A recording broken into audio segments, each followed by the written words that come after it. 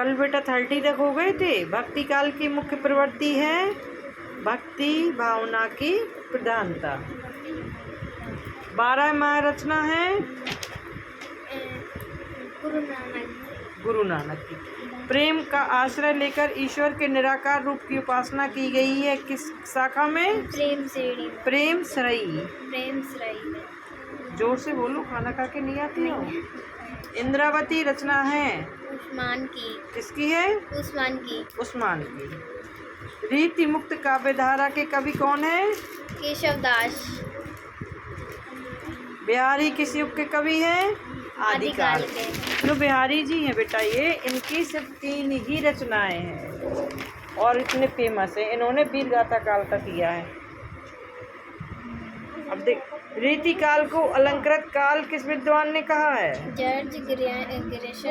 George Grierson. Ramchandrika के रचनाकार कौन है? केशव दास। भाव विलास के रचनाकार? देव। काव्य की प्रवृत्ति एवं रचना की शैली के आधार पर रीतिकाल की कितनी धाराएं स्वीकार की गईं? 3। यस। केशव दास किस काल के कवि हैं? रीतिकाल के। हिंदी साहित्य के किस काल को रीतिकाल कहा जाता है? 1643 से 1843 तक। 1643 से 1843 ईस्वी तक। रीतिकाल कवि है कौन है? पद्माकर। पद्माकर नहीं, पद्माकर। छत्रसाल दशक के रचयिता कौन है? भूषण। रीतिकाल मुक्त काव्य की रचना है सुजान सागर। केशव दास काव्यधारा के कवि हैं रीतिबद्ध।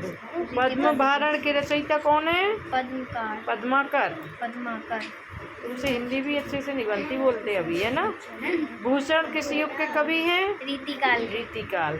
रीतिकाल के वीर रस के प्रसिद्ध कवि कौन है? भूषण। गंगा लहरी के रचयिता हैं पद्मा। ललित ललाम किसकी रचना है? मत्तीराम की। रीति काव्यधारा के कवि कौन है? केशव दास। घनानंद काल के कवि कौन है? घनानंद काल के कवि कौन है? आधुनिक काल, रीतिकाल, भक्ति काल, आदिकाल।